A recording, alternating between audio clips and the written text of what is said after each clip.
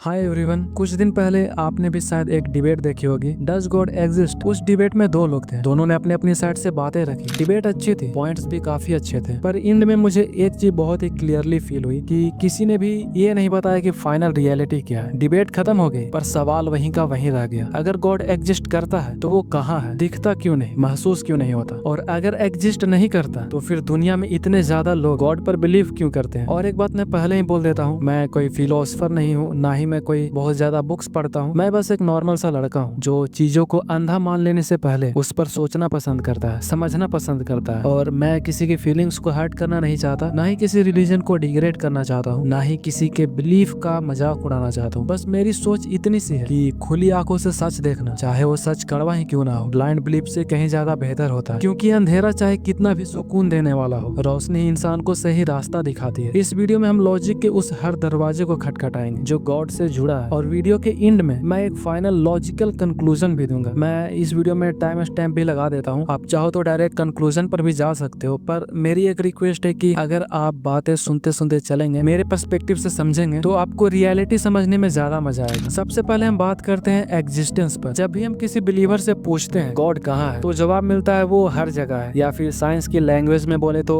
Omni present है, यानी कि हर जगह। पर यहाँ पर एक लॉजिकल लूप है। अगर कोई चीज हर जगह मौजूद है, हर जगह अवेलेबल है, तो उसका असर दिखना चाहिए। जैसे ग्रेविटी हमें दिखती नहीं, पर जब भी ऊपर से एप्पल गिरता है तो हमें पता चल जाता है कि ग्रेविटी है। जैसे हवा हमें दिखती नहीं, पर जब भी पेड़ के पत्ते हिलते हैं तो हमें पता चल जाता है कि हवा है। वैसे ही ऑक्सीजन दिखती नहीं, पर हम सांस ले रहे हैं, इसका प्रूफ है हमारा जिंदा रहना। लेकिन गॉड गॉड का क्या प्रूफ है? लोग कहते हैं ये दुनिया उसी का प्रूफ है, पर क्या ये काफी है? अगर मैं आपको एक खाली कमरा दिखाऊं और आपसे कह दूं कि इस कमरे में एक इंडिविजुअल ऑब्जेक्ट है, या फिर एक इंडिविजुअल एलिफेंट रहता है जो आवाज नहीं करता, ना जिसे छुआ जा सकता, ना जिसकी स्मेल आती है, तो क्या आप मान लोगे? शायद से बिल्कुल भी नहीं। आप कहेंगे जो चीजें फिजिकली डिटेक्ट ही नहीं होती, उसके होने या ना होने से कोई फर्क ही नहीं पड़ता, तो फिर हमने गॉड को इतना कॉम्प्लेक्स क्यों बनाया? लॉजिक ये कहता है कि अगर कोई सुपर पावर होती जो यूनिवर्स चला रही होती, तो उसके लॉज कांस्टेंट होता। पर हम देखते हैं कि हर रिलीजन के गॉड के रूल्स अलग होते हैं। एक के लिए जो पाप है, दूसरे के लिए पुण्य है। अगर क्रिएटर एक है तो उसकी मैनुअल यानी कि किताब अलग अलग क्यों है? क्या ये इस बात का इशारा नहीं है कि गॉड इंसान ने बनाया है, ना कि गॉड ने इंसान को? हम सबको बचपन में सिखाया जाता है कि गॉड सब देख रहा है, गॉड सब ठीक कर देगा, गॉड के घर में देर है अंधेर नहीं। पर कभी किसी ने हमें ये नहीं सिखाया कि हम ये भी पूछ सकते हैं कि अगर गॉड सब देख रहा है तो फिर दुनिया में इतना दर्द क्यों है, इतनी तकलीफ क्यों है, इतना इनजस्टिस क्यों है? कहीं किसी बच्चे के साथ कुछ गलत हो रहा है, कहीं कोई भूख से मर रहा है, कहीं किसी मासूम को बिना किसी गलती की सजा मिल रही है, और हम वहाँ एक लाइन बोलकर आगे बढ़ जाते हैं कि गॉड की मर्जी थी। पर सच में क्या ये मानना थोड़ा सा अजीब नहीं लगता? अगर गॉड एग्जिस्ट करता है और वो सबसे पावरफुल है, सब कुछ देख रहा है, तो फिर रोक क्यों नहीं रहा? अगर वो रोक नहीं सकता तो वो ऑल पावरफुल नहीं है, और अगर वो रोक सकता है फिर भी नहीं रोकता, तो फिर वो ऑल लविंग कैसे हुआ? बहुत लोग यहाँ ये भी बोलते हैं कि गॉड टेस्ट लेता है, जैसे कि उस डिबेट में भी आपने सुना ही होगा। पर जरा सोच के देखो, कौन सा टेस्ट, किस बात का टेस्ट? एक 5 साल का बच्चा कौन सा टेस्ट देता है जो कैंसर से मर जाता है? एक गरीब माँ जो पूरी जिंदगी स्ट्रगल करती है, उसका कौन सा टेस्ट होता है जो उसे हर दिन भूख और बेइज्जती झेलनी पड़ती है? अगर ये टेस्ट है तो ये टेस्ट इंसान के लिए नहीं, इंसान के खिलाफ लगता है। कभी कभी ये भी बोला जाता है कि गॉड ने फ्री विल दिया, जो कि आप उस डिबेट में भी सुने होंगे इस बात को। ठीक है, मान लिया फ्री विल है, पर फ्री विल का मतलब ये थोड़ी होता है कि जो गलत हो रहा है उसे कोई देखकर भी चुप रहे। अगर कोई इंसान किसी और को दर्द दे रहा है और गॉड सिर्फ देख रहा है और फिर भी कुछ नहीं कर रहा, तो या तो वो मजबूर है या फिर उसे फर्क नहीं पड़ता। और एक सिंपल सा सवाल, अगर गॉड एग्जिस्ट करता है तो वो कभी सामने क्यों नहीं आता एक बार? फिर बिलीफ की जरूरत नहीं पड़ेगी। पर शायद प्रॉब्लम यही है, जहाँ प्रूफ आ जाता है वहाँ बिलीफ खत्म हो जाता है, और गॉड का कॉन्सेप्ट जिंदा रहने के लिए बिलीफ चाहिए, प्रूफ नहीं। रिलीजन की बात करें तो हर रिलीजन बोलता है मेरा गॉड सही है, मेरी बुक सही है, बाकी गलत है। पर अगर गॉड सच में एक यूनिवर्सल पावर है तो वो सिर्फ एक लैंग्वेज, एक जगह, एक बुक में ही क्यों मिलता है? क्या गॉड ह्यूमन रूल्स या बॉर्डर को फॉलो करता है, या फिर ये रूल्स हमने खुद बनाए हैं अपनी सुविधा के हिसाब से? सच ये है, शायद गॉड को हमने क्रिएट नहीं किया, पर रिलीजन को जरूर किया, ताकि लोग सवाल ना पूछे, ताकि लोग एक्सेप्ट करते चले जाएं, ताकि जो चीज समझ नहीं आती उस पर गॉड की मर्जी का स्टिकर लगाकर आगे बढ़ जाए। मैं अक्सर सोचता हूँ कि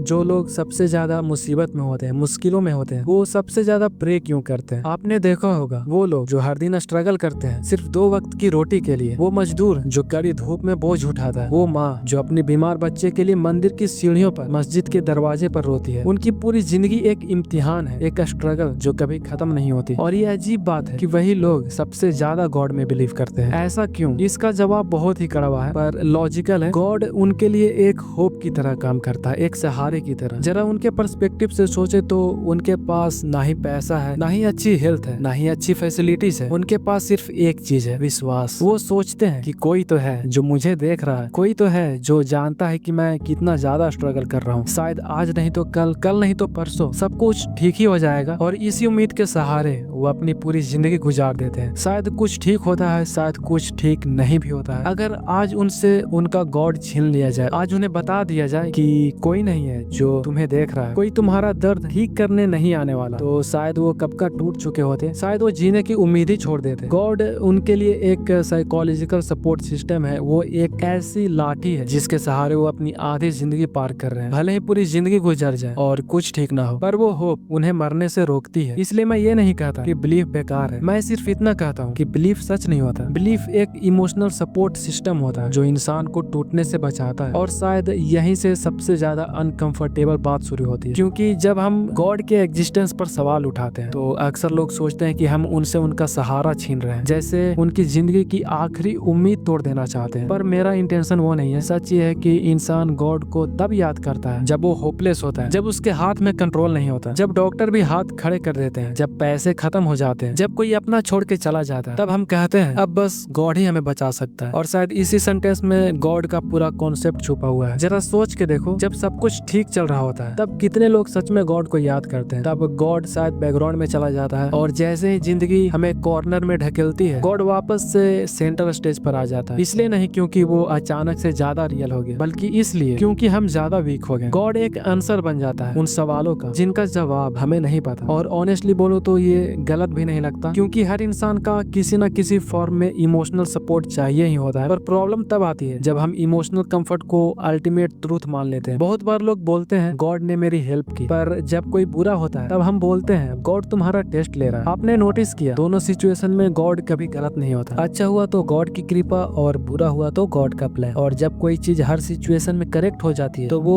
एक्सप्लेनेशन नहीं होती, वो एक्सक्यूज होती है। सच ये है कि हम गॉड को अपनी इमेज में बनाते हैं। जैसे हम हैं वैसे ही गॉड चाहिए, जो हमसे एग्री करे, जो हमारे दुश्मन को सजा दे, जो हमारे फेवर में हो। और जब गॉड हमारी एक्सपेक्टेशंस पर खरा नहीं उतारता तो हम बोल देते हैं ये गॉड के प्लान्स हम समझ नहीं सकते। पर शायद रियलिटी ये है कि हमने गॉड को इतना कॉम्प्लेक्स बना दिया है ताकि हम उस पर कभी सवाल ही नहीं पूछ पाए। और अब मैं धीरे धीरे उस कंक्लूजन की तरफ आ रहा हूँ जहाँ पर शायद कुछ लोग अनकंफर्टेबल हो जाएंगे। मैं ये नहीं बोल रहा हूँ कि गॉड पर बिलीव करने वाले लोग बेवकूफ हैं, बिल्कुल नहीं। बिलीव करना इंसान का नेचुरल रिस्पॉन्स है पेन के अगेंस्ट। और ये भी सच है कि बिलीफ सच का प्रूफ नहीं होता। अगर गॉड एग्जिस्ट करता होता तो उसका एग्जिस्टेंस बिलीफ पर नहीं होता, एविडेंस पर होता। हमें मानना नहीं पड़ता, हमें दिख जाता। और जब कोई चीज सिर्फ मानने से जिंदा रहती है तो शायद वो चीज रियलिटी नहीं, इमेजिनेशन होती है। और अब फाइनल बात, मैं एथिस्ट हूँ, इसलिए नहीं क्योंकि मुझे गॉड से गुस्सा है, बल्कि इसलिए क्योंकि मुझे कोई लॉजिकल रीजन नहीं दिखती गॉड के होने की। इस दुनिया के सारे अच्छे काम इंसान ने बिना किसी गॉड के किए हैं और इस दुनिया के सारे बुरे काम भी इंसान ने ही किए हैं। इसलिए जब भी हम गॉड को क्रेडिट देते हैं या गॉड को ब्लेम करते हैं तो दोनों केसेस में हम अपनी ही रिस्पॉन्सिबिलिटी से भाग रहे होते हैं। और मैं फिर से क्लियर कर देता हूँ, मैं ये नहीं कह रहा हूँ कि बिलीफ रखना गलत है। अगर गॉड आपको जीने की हिम्मत देता है, अगर वो आपके अंधेरे दिनों में संभाल के रखता है, वो आपके लिए सही है। ये मत सोचना कि जो बिलीव नहीं करता वो गलत है। वो सिर्फ एक अलग जगह खड़ा है जहाँ वो होप से ज्यादा लॉजिक पर खड़ा है। और शायद दुनिया को दोनों तरह के लोग चाहिए, होप वाले भी और सवाल पूछने वाले भी। पर जब सवाल पूछना पाप बन जाए, जब डाउट को गुनाह बना दिया जाए, तब प्रॉब्लम शुरू होती है। क्योंकि सच कभी भी सवालों से नहीं डरता, सिर्फ झूठ से डरता है। अगर गॉड एग्जिस्ट करता होता तो वो मेरे इस वीडियो से हर्ट नहीं होता, और अगर एग्जिस्ट नहीं करता तो हर्ट होने का सवाल ही नहीं। इसलिए मेरी बात सिंपल सी है, मान लो तो अपनी मर्जी से मानो, और आंखें बंद करके बिल्कुल नहीं। और अगर नहीं मानते तो किसी से नफरत करके नहीं। और अगर इस दुनिया में थोड़ा सा भी दर्द कम करना है तो इंसानियत से ज्यादा होगा। आई होप सो कि आज की वीडियो आपको पसंद आई होगी। वीडियो को लाइक कर देना, शेयर भी कर सकते हो, और चैनल को अभी तक सब्सक्राइब नहीं किया तो चैनल को भी सब्सक्राइब कर लेना। बाकी अपने ओपिनियंस कमेंट में जरूर बताना, मैं सारे कमेंट्स पढ़ूंगा इस वीडियो के। तो फिर मिलते हैं किसी और वीडियो में।